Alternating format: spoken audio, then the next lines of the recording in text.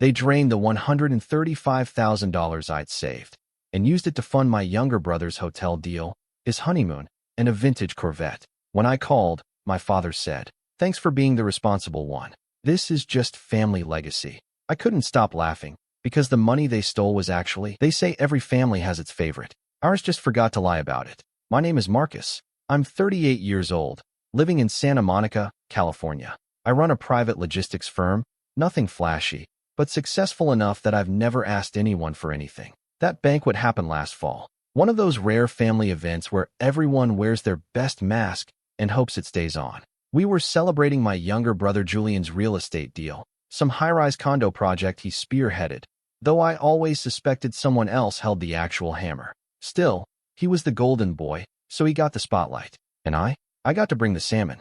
The moment I walked through the doors of the Del Rey Country Club ballroom, I knew how the night would go. The decorations screamed overcompensation, silver-draped tables, a live jazz trio, and centerpieces made entirely of orchids. Julian was already holding court near the champagne tower, dressed like a rich villain in a leather jacket that had to be custom. Diamond-studded ring, chain barely tucked into his collar. I could feel the cologne fumes before I even saw him. "Marcus," my mom called from across the room, giving me a smile just a notch too bright. "You brought the salmon. You're a lifesaver." She hugged me like I was a helpful caterer, not her son. I held up the bottle of Lagavulin I'd brought too, something special I'd been saving for a good occasion. "Oh, honey," she said, taking it with barely a glance. "We already have scotch, but we'll add it to the bar." That was the first dent. Dinner came and went, and I mostly kept to myself at the far end of the table. Julian's fiancée, Courtney, sat next to me, perfect hair, sharp smile,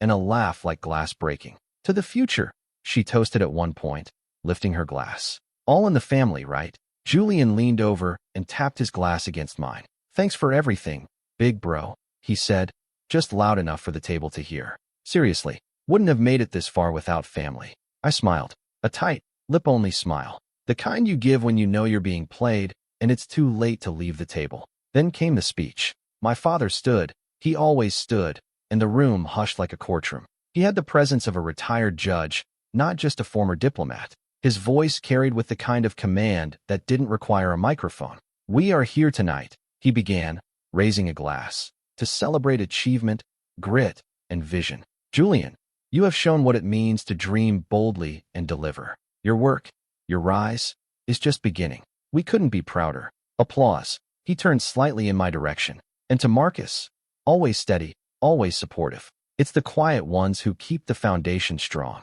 Then he looked away. Back to Julian. Back to his real son, the one worth investing in. It wasn't a toast. It was a warning. I sat through the rest of the evening like a ghost with a fork. Julian's friends patted him on the back. My mom laughed like a pageant host. Courtney giggled about her dream wedding and Julian's risky but genius investments. No one asked me about work. No one thanked me for the bottle. Not one person commented on the salmon I had smoked myself overnight. And yet, every glance they gave me had the weight of a bill being paid. That night, as Julian poured a glass of the scotch I'd brought and winked at me across the room, something cold settled in my chest. A quiet, bitter certainty. They weren't celebrating him. Not really. They were celebrating what they had built using me. I just hadn't seen the invoice yet. The morning after the banquet, I woke up feeling like I'd swallowed a brick. The kind of heaviness that settles in your ribs and doesn't leave. I figured it was just resentment. Maybe the leftover sting from Dad's toast, or lack of one.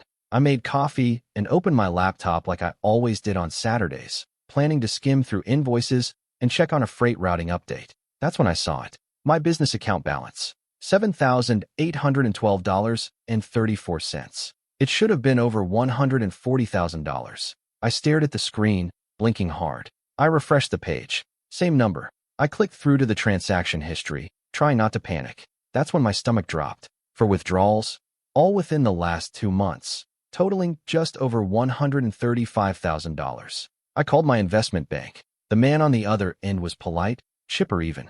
"Yes, sir. I can confirm those transfers were cleared through the umbrella account," he said. "Authorized via the power of attorney document. Dated December 23rd. Signed and notarized under Marcus E. Dillard." I almost dropped the phone. "What power of attorney?" I asked, heart racing. "I never signed, wait." Christmas. My father had handed me a thick stack of forms that night, Told me it was for some international tax shielding strategy. Said it was for streamlining assets in case of audits. I had signed it after 2 glasses of bourbon, barely reading the pages, eager to get back to helping my nephew build a Lego Millennium Falcon. Can you send me a copy? I asked, voice dry. He did. It came in a PDF. My signature, clear as day, next to my father's and Julian's. Labeled Joint Authority for Asset Management and Investment Access. I scrolled down and saw the name of the umbrella corporation.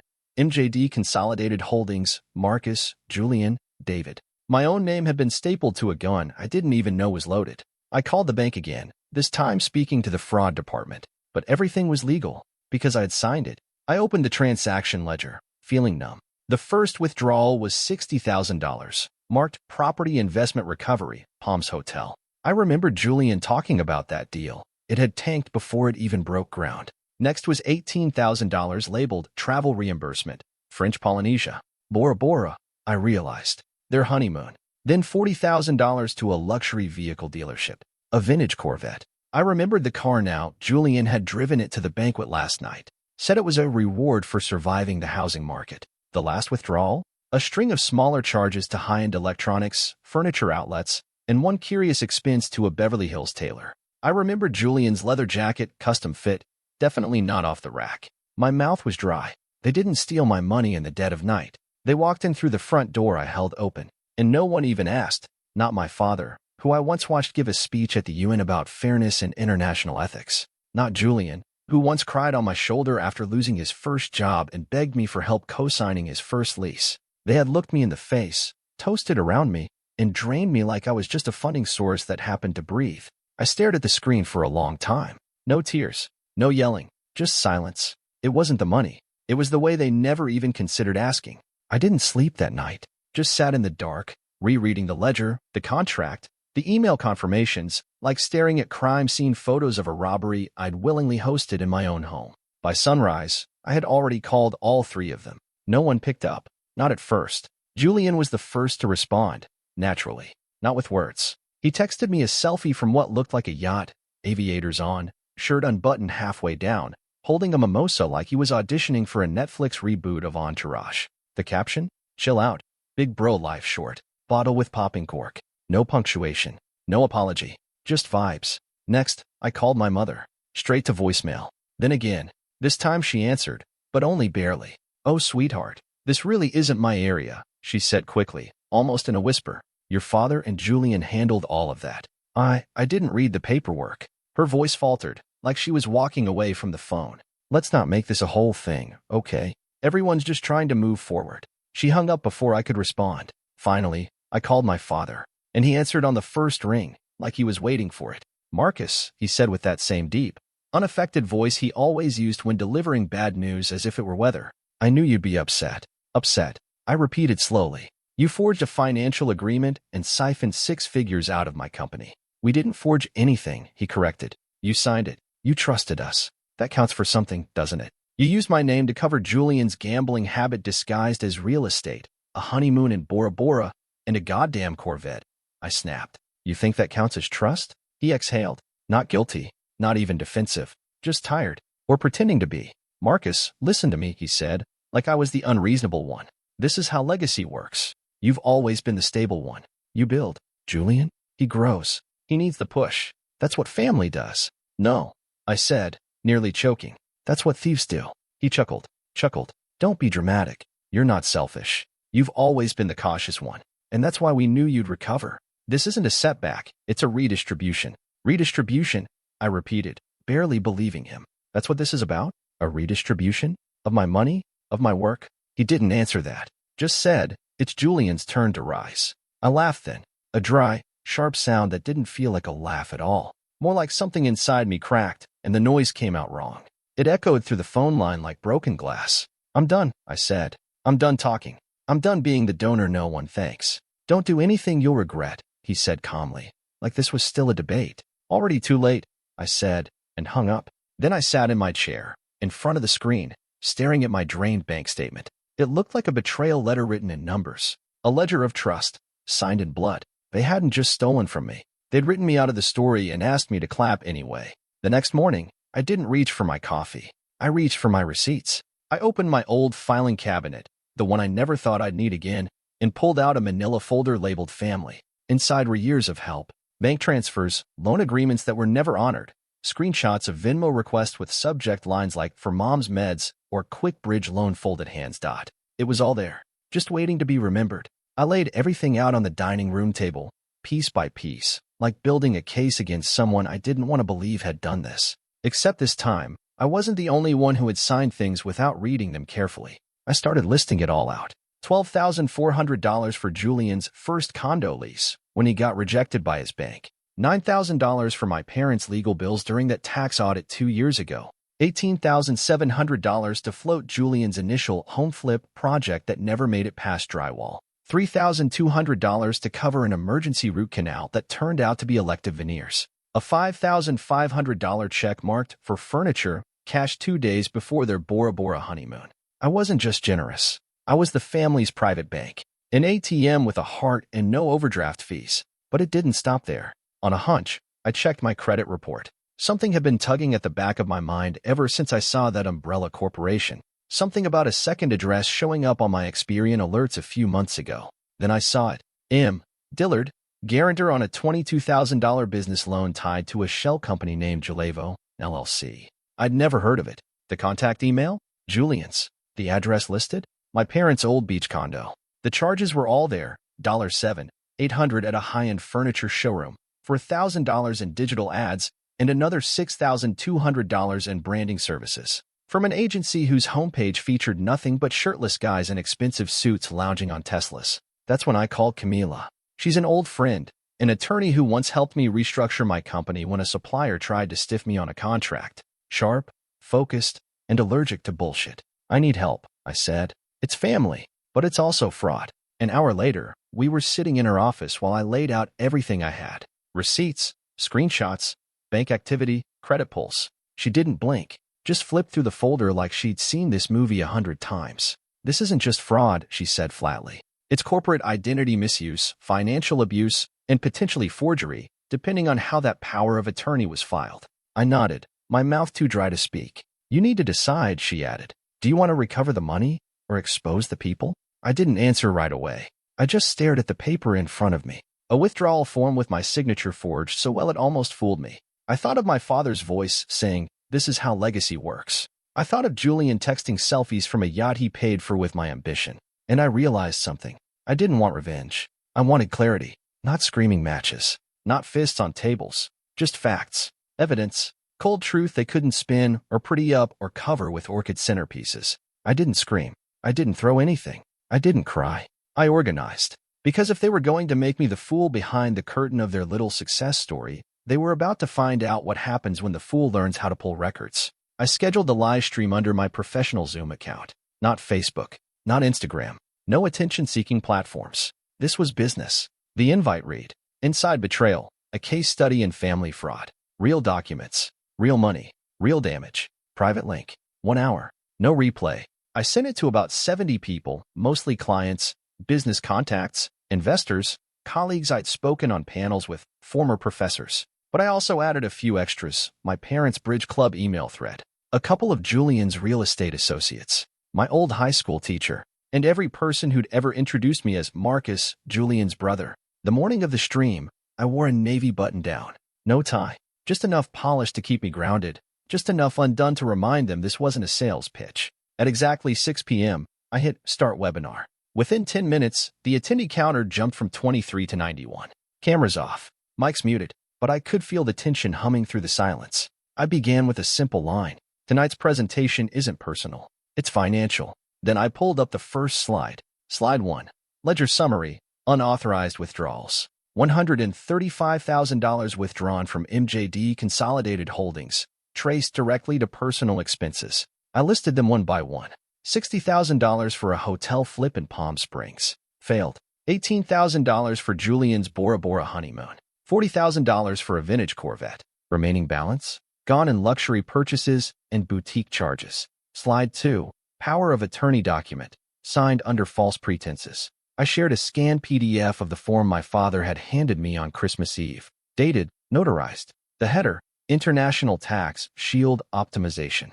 The real language, Buried on page 3, authorization for unrestricted joint control of financial accounts. A few audience members posted in the chat, "Wow, was this legal? Did you know what you were signing?" I answered live, "No, I didn't read it closely. I trusted them, and they used that trust to take control." Slide 3, identity misuse and loan fraud. This one hit harder. I showed my credit report, then highlighted the $22,000 business loan attached to my name. The borrower? Jalevo, LLC, operated by Julian Dillard. "Let's walk through the purchases," I said calmly, like I was leading a product demo. For $1,000 on digital advertising, Instagram influencers included, $7,800 on mid-century furniture, $6,200 on a branding agency whose only client appears to be a luxury dog collar line. The chat started to pick up. Holy sh*T. Real estate grifter energy. Is this guy serious? Slide 4. Backdoor investments and fake angel money. Here's where I dropped the GoFundMe. I pulled up a screenshot of a page titled Julian's Startup Journey. Invest in the future. The top donor? Me. Not by choice. Marcus Dillard, angel investor. $10,000. Matched by family trust. I never clicked that link. Never approved that transaction. Never even knew the campaign existed. And yet, there I was, listed in bold, next to phrases like, "Family support made this dream possible." Then I played the final slide. Slide 5. Audio clip. The philosophy of theft. It was scratchy, low quality. I had recorded it without meaning to, thanks to my phone being on the table during the call with my father. He'd laughed near the end and said, "He's not selfish, just too slow to know he's a donor." The chat exploded. "This is dark. That line. You have to sue." I ended the stream with a single line. "I've always believed family meant protection. I just didn't know I needed protection from them." Then I hit end meeting. It took less than 5 minutes for my inbox to catch fire. Camila messaged, "That was clinical and brutal. Let's talk next steps." A few longtime clients wrote, "Whatever happens, I trust you." But the message that stood out most was from a woman I didn't know. No subject line, just 2 words, "Thank you." I stared at the screen, because this wasn't about revenge. It was about pulling the curtain back on the people who smiled while stealing, on the kind of betrayal that wears a suit and ties a nice bow around the word family. And in one quiet, controlled hour, I took the story they wrote for me and lit it on fire. The fallout started that same night. I didn't check my phone after the webinar. I made tea, took a shower, slept better than I had in weeks. But when I woke up the next morning and finally opened my inbox, it was like walking into the aftermath of a storm I didn't have to clean up. The first sign of collapse came from Courtney, Julian's fiancée, or, more accurately, ex-fiancée. She'd posted on Instagram. To be clear, I had no idea the money for our honeymoon came from Marcus's account. I was told it was part of a family investment fund. "I feel sick. Julian, we're done." No tag. Just raw, simple, and devastating. The comments under it? A slow bleed of sympathy and outrage. "Girl, you don't need that mess." Wow, what a betrayal. Run and don't look back. Then came the chain reaction. One of Julian's investor partners, the guy who'd bragged about his Porsche at the banquet, reposted my GoFundMe slide with the caption, "Pulled out of Julian Dillard's project. Thanks at Marcus Dillard for the transparency." Dodged a bullet. Over the next few hours, 5 more pulled funding. A 6th lawyered up. By noon, Julian's website was down, his business Instagram scrubbed. Even his LinkedIn, open to new opportunities, banner disappeared by nightfall. I didn't gloat.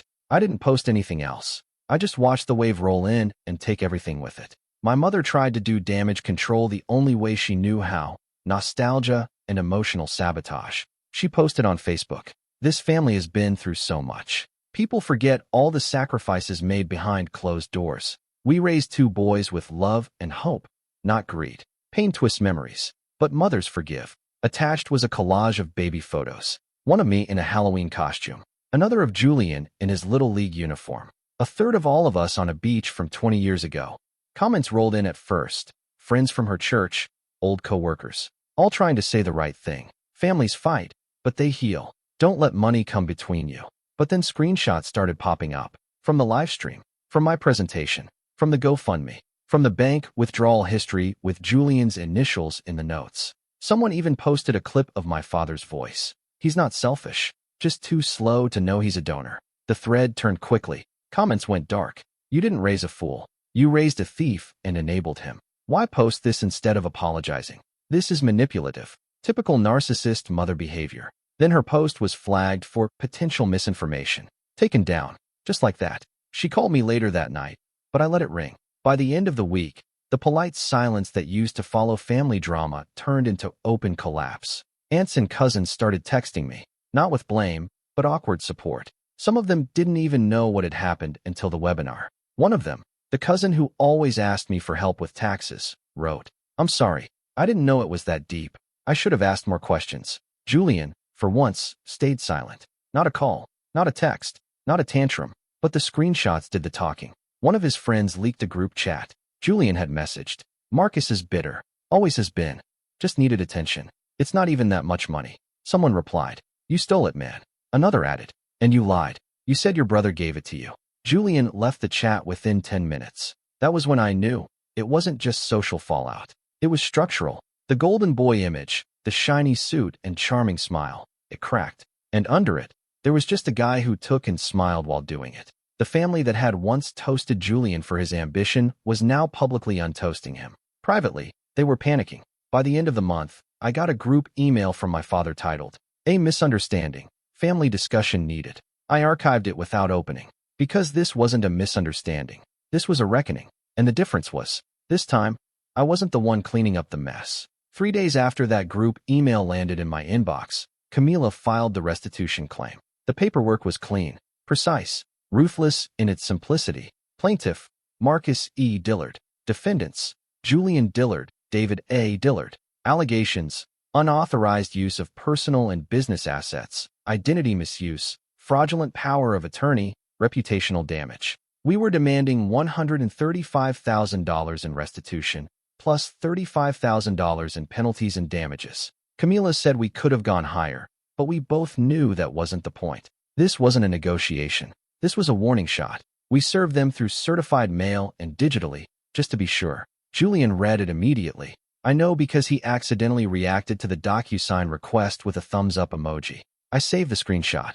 Within 24 hours, I got a cease and desist letter from my parents' lawyer, a firm I recognized. Dad had played golf with one of the partners for years. The language was theatrical, full of veiled threats. The public release of defamatory materials has caused irreparable harm to the Dillard family reputation. We demand immediate cessation of further disclosures, a written apology, and compensation for emotional distress. Camila read it, set it on the desk, and said, "Cute." We replied with a folder of our own. Audio clips, PDF copies of forged documents, screenshots from bank transfers, my notarized signature next to the one Dad doctored, the GoFundMe lie, the text messages where Julian bragged about family money making life easier. We ended our reply with one sentence. "We look forward to discussing your emotional distress in court, under oath." After that, silence, for 72 hours. Then, at exactly 9:17 a.m. on Thursday, I got a new wire transfer alert from my bank. $135,000. Sender, D.A. Dillard Holdings. Memo, family closure. That was it. No call, no apology, no explanation. Just a cold transaction in the name of peace. I didn't respond. I forwarded the notice to Camila. She called me an hour later. "So, that's that," she said. "Almost," I said. "There's one more thing." I opened my laptop, logged into LinkedIn, and posted a short note to my professional network. No drama, no specifics, just this. Integrity doesn't mean staying quiet while your name is used to fund someone else's lie. It means standing up when the cost is high.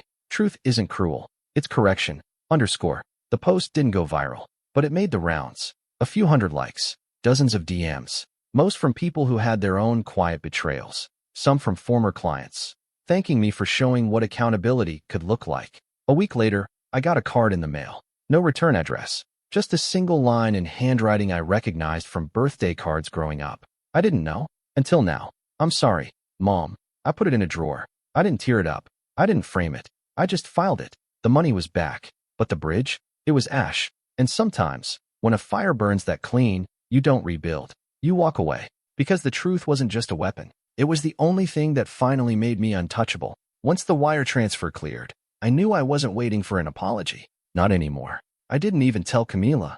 I just started deleting quietly, methodically. Business accounts first. Anything with my father or Julian listed as a co-signer, affiliate, backup contact, or emergency user. I erased my name from the old shell corporation, dissolved two-side LLCs I'd once used to help Julian startups get traction. I unlinked shared tax IDs, removed every legal tether. Then I sold the apartment. Cash offer, no negotiation. A couple from Portland bought it within a week. I packed up my things in silence. No farewell party, no last dinner. I didn't even tell my neighbors. I just disappeared like smoke. I relocated to Vancouver under a modified name, Emmy Carson. New lease, new number, new bank. I even switched my health insurance. And when my new employer, a mid-size European cybersecurity firm, asked why I left Santa Monica so abruptly, I gave them a sentence that said everything and nothing at once. Family restructuring. Permanently resolved. The work came easy. It always did. Penetration testing, encryption consultation, securing logistics platforms. I fell into it like muscle memory. But this time, no one knew who I was beyond what I showed them. No family, no history, just clean credentials and airtight code. My hair started growing out. My emails got shorter. I stopped carrying my old wallet, the one my father had given me the day I opened my first business account. Threw it out at a gas station just north of the border. Didn't even look back. Then, months later, my past found me. Not through a call, through an envelope, Canadian postage. A simple white letter, stamped legal notice, final disbursement, estate of David A. Dillard. I opened it while drinking coffee on my balcony, looking out over English Bay. The letter was brief. My father had passed away. I wasn't included in the will. The wording was clinical. Marcus Edward Dillard is to receive no portion of the estate, per instructions made under full mental capacity. This decision is final and irrevocable. I stared at the paper for a long time, not in sadness, in recognition. He had erased me, and yet, I smiled, because I had erased him first. That night, I walked down to the beach, carrying the letter in a brown paper bag. I didn't bring anything else. Just that sheet of paper and a lighter I'd bought at the corner store. I found a quiet spot near the rocks, out of view. The tide was coming in slow, lazy, and uncaring. I lit the letter, watched it curl into itself, let the ashes scatter on the wind. Then, out loud, to no one but the waves, I said, "You erased me first." No drama, no breakdown, just facts. When I got back to the apartment, I updated my emergency contacts. No next of kin, just a digital lockbox, a private key, and a short note. If I go whole. Nothing left to take. My new life didn't have parties or speeches or toasts. It had stillness, schedules, solitude, and every hour of it belonged to me. Entirely. It had been almost 8 months since I'd walked away. No new calls. No surprise letters. No last-minute plane tickets. Just peace. My new apartment sat on the 3rd floor of a building with no elevator and no doorman. Just the sound of wind across the balcony railing and the occasional bark of the neighbor's dog upstairs. I kept things simple. One chair, one desk, one mattress on the floor. The silence? It wasn't heavy anymore. It was breathable, like finally realizing you were underwater for years and didn't even notice. Most mornings, I started with coffee and code. No meetings, no emergencies, no one needing me just for a second. The firm I worked for kept everything remote, and I liked it that way. I was just a name in a Slack channel and a string of commits in a GitHub repo. Anonymous, unbothered. Then one morning, I opened my inbox and saw a subject line I didn't expect. When Families Become Parasites, a personal essay by Claire Mendez. I clicked it. It was a think piece on emotional theft. How people twist guilt into currency. How love becomes leverage. Nothing groundbreaking. But halfway through, she wrote, "It's not the money that breaks you. It's realizing the people who claim to love you would still take it if it was the last thing you had." I read that line 3 times. And then, quietly, I smiled. Not with bitterness. Not with triumph. Just acknowledgement. For the first time in my life, I wasn't angry. I wasn't waiting for an apology. I wasn't rehearsing a conversation that would never come.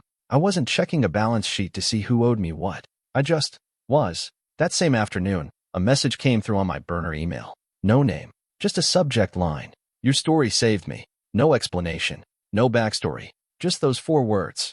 I didn't respond with a paragraph. Didn't ask what they meant. I simply clicked the reply button, typed a single emoji, and hit send. No follow-up. I closed the laptop, leaned back in my chair, and stared at the blank wall in front of me. It didn't need a painting. It didn't need a bookshelf. It didn't need a photo of anyone. Then I pulled out the journal I kept now, not for records, not for receipts, not for protection, just for clarity. I turned to a fresh page and wrote one line. Legacy doesn't mean inheritance. It means integrity. I closed the notebook, and for once, there was nothing left to say.